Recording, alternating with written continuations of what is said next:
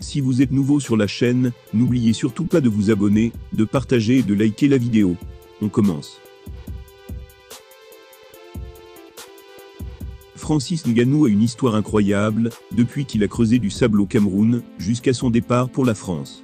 Ensuite son ascension dans le monde du MMA, et finalement l'obtention du titre de champion des poids lourds de l'UFC. Et avec ça, un manager dit qu'il est impossible de ne pas l'aimer.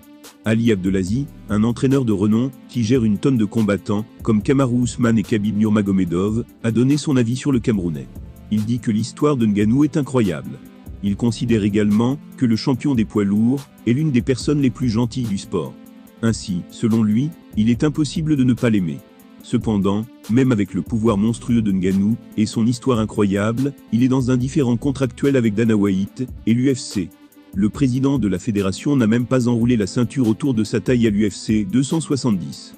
Pourtant, Abdelaziz pense que Dana ne déteste pas Ngannou.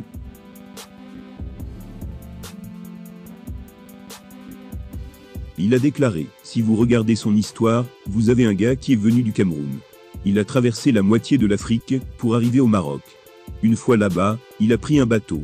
Un foutu bateau en plastique pour se rendre en Europe. Vous ne pouvez pas imaginer à quel point c'est difficile. L'homme a une forte volonté, et Dana White attend quelqu'un, comme Francis depuis 20 ans.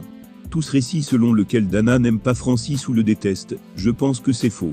Il est presque impossible de ne pas aimer Francis. Le gars, il fait de grands spectacles, c'est un être humain formidable. Francis Ngannou vient de remporter une victoire par décision unanime sur Ciryl Gane, à l'UFC 270. Il a défendu avec brio son titre des poids lourds pour la première fois. Pendant cet événement incroyable, il a impressionné plus d'un en utilisant sa lutte pour gagner le combat. Un chemin vers la victoire que peu de gens pensaient arriver.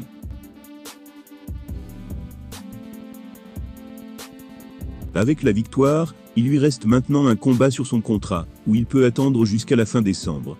À ce stade, il n'y a pas eu de progrès majeur sur la re-signature du Predator avec l'UFC.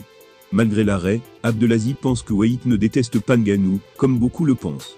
Malgré les propos selon lesquels le président de l'UFC ne déteste pas Francis, il est quand même bien de noter ce qu'il s'est passé lors de championnats pour la ceinture intérimaire, avec Ciryl Gane. Pour ceux qui ont oublié, une campagne de déstabilisation de Francis Ngannou avait été lancée par l'UFC, afin de promouvoir Gane. Dana White de son côté, avait déclaré que le Camerounais avait fui le combat contre Derrick Lewis. Il avait également affirmé que Ngannou voulait faire la fête. Pourtant, ces affirmations étaient fausses. Quoi qu'il en soit, de par les actions du patron de l'UFC, il est clair que ce dernier ne porte pas le Predator dans son cœur.